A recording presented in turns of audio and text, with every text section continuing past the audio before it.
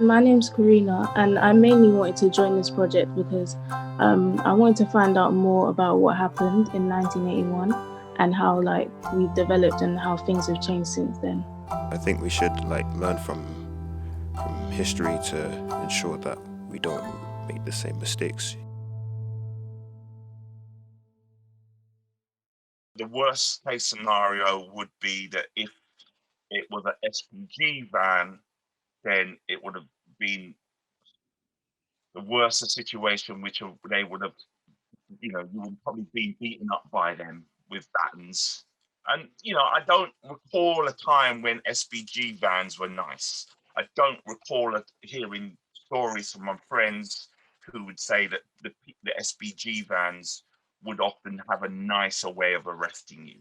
It was like a war zone, a charged atmosphere of noise, shouting, police screaming, charging, rioters shouting, cursing.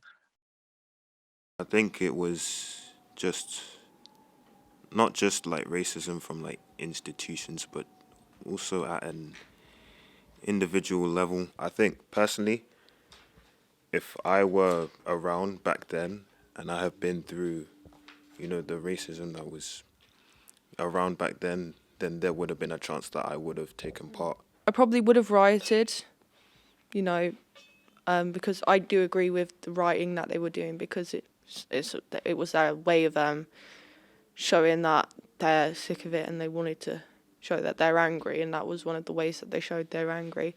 I definitely would have gone on the marches as well, because I think it was definitely an important reason to march for. As a black person watching it happen to other people, I don't think I'd be able to I feel like my body would just do it because the adrenaline, and if I did so, I'd be seen as an aggressive black woman because of stereotypes that people have, and also just how people think of me. I think they would not demonize me, but make me feel little because I'm acting out and such. For us, I suppose people of Brixton, was a moment of really coming together and showing the state that we had enough. And it's important to tell that story. That moreover, the things that led up to that point, that's so important to know about the past.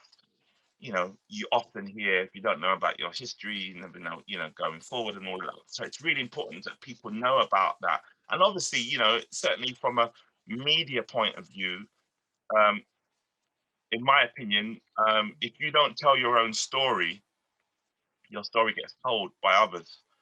And no one really wants that. In terms of what we learn, it's all what they want us to learn. So if we don't seek out, then we're not going to find out what we want to find out. So projects like this, I don't think our schools and the government don't really enjoy this, because it makes us feel like it basically widens our knowledge. And when it widens our knowledge, that means that we are able to fight back. And yeah, it's up to us to go and seek out and go and do projects like this. Yeah, because this is the only way we're going to find out about our history and things like the Brixton Riot in 1981.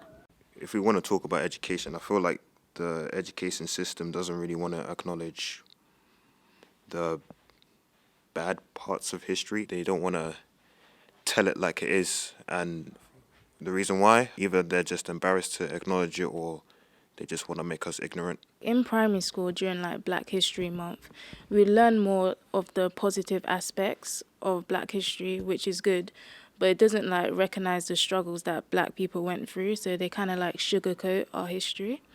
Also, in secondary school, there's not much attention on Black History Month, or in my school anyways. The most they would do is put up a sign, and they don't have lessons that are dedicated to learning about things that have went on in the past. I feel like it's because the educational system early portrays black people as powerless. We never really learn about our actual history. We never learn about what happened before colonization. What we learn in school is incredibly whitewashed. They make it seem like only white history matters and only white history makes Britain, when in reality, black history makes Britain as well. And it shouldn't be separate. It should just be taught as what made Britain.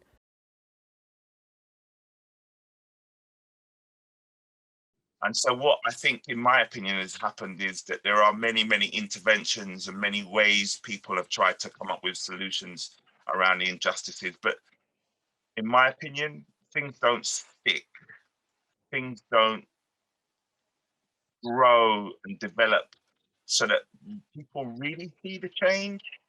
The change is happening, I think, on the ground where people are feeling it. 40 years on, people are still being stopped and searched like they were back in the day. That hasn't changed, but within that time, policies have changed left, right, and center. Interventions have come and gone. Funding has been brought in to do things, but nothing sticks around to see that real solid change of the victimization of Black people against the state. I don't see change. I don't see change in that area.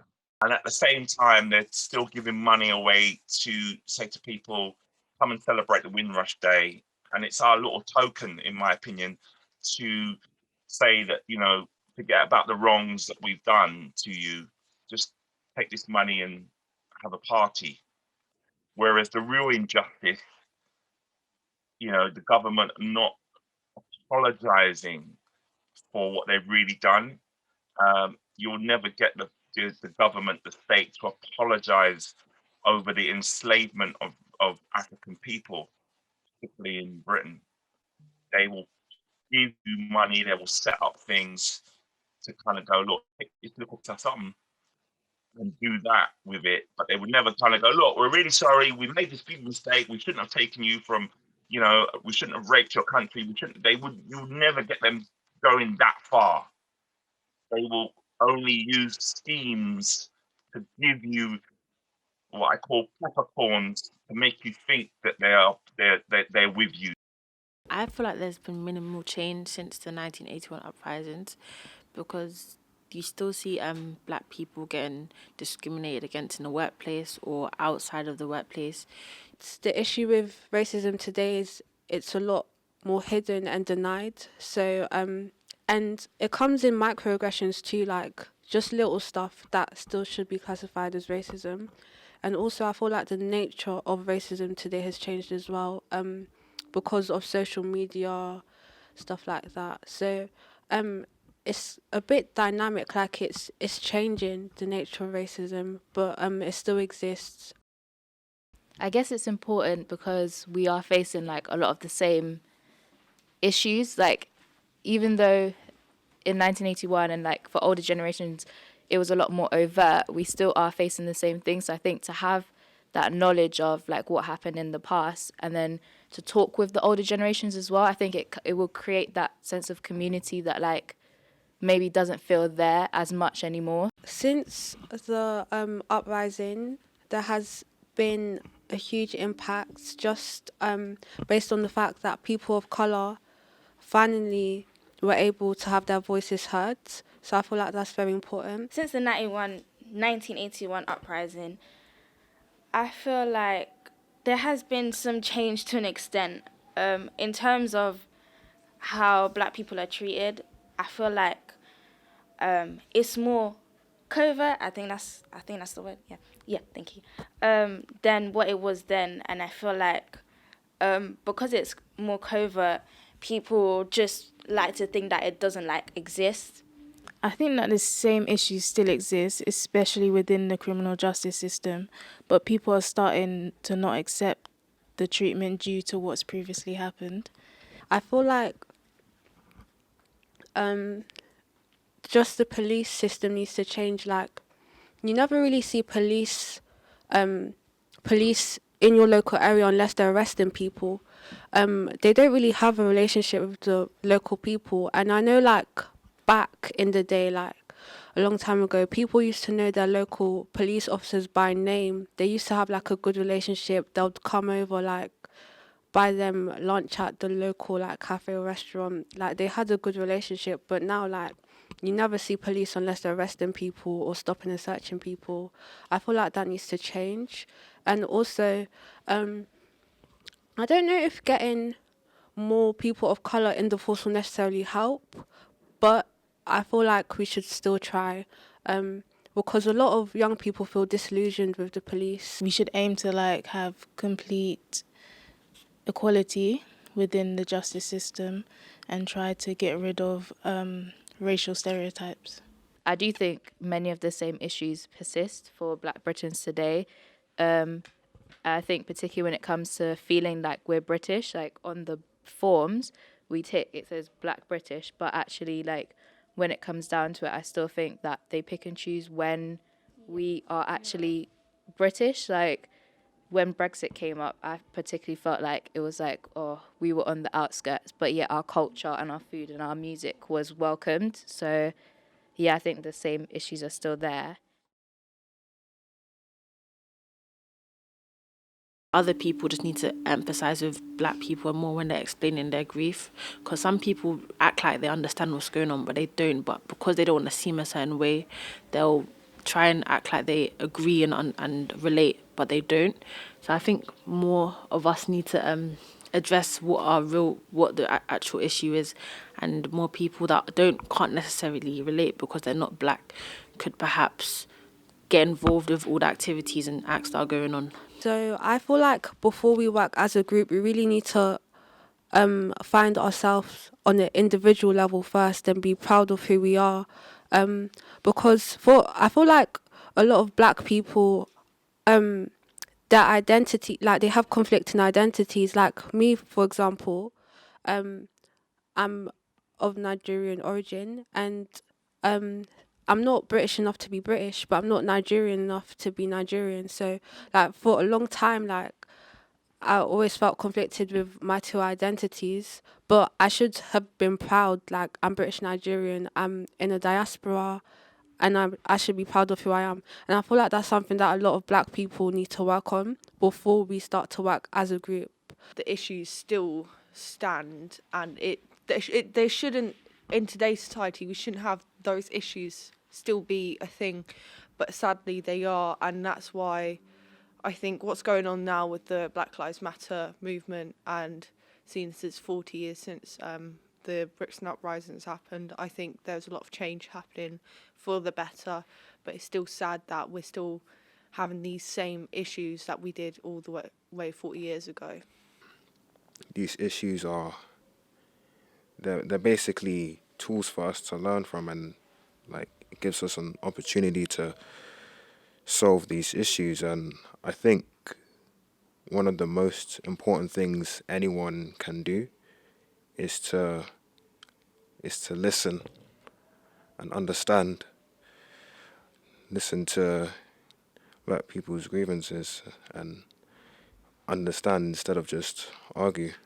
See where they're coming from, because I think understanding is key to solving these issues.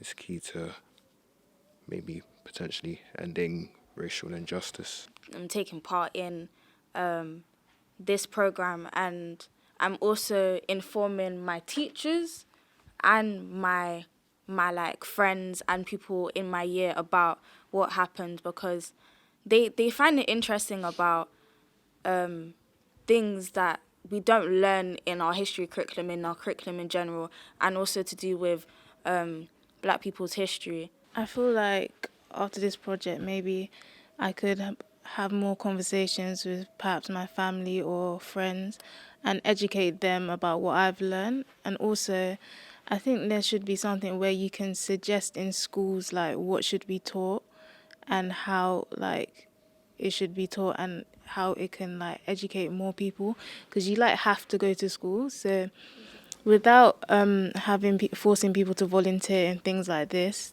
they can automatically learn about these things. Representation, I think that's a big one, like even within the media, because even though you can see something and not like consciously think, oh, that's how these people act, unconsciously it's still there. So I think there needs to actually be actual representation, not just inclusion. to like adequately represent all the different experiences that we as black people can actually have, and then also opportunities, I said as well, like in terms of higher education, jobs, because when you're not exposed to something, even programs like this, when you're not exposed to this, you can't imagine yourself as anything more than what you see. I actually hate the term ethnic minority because it makes us seem like we're just powerless, like we're little, like we have no impact, but we do.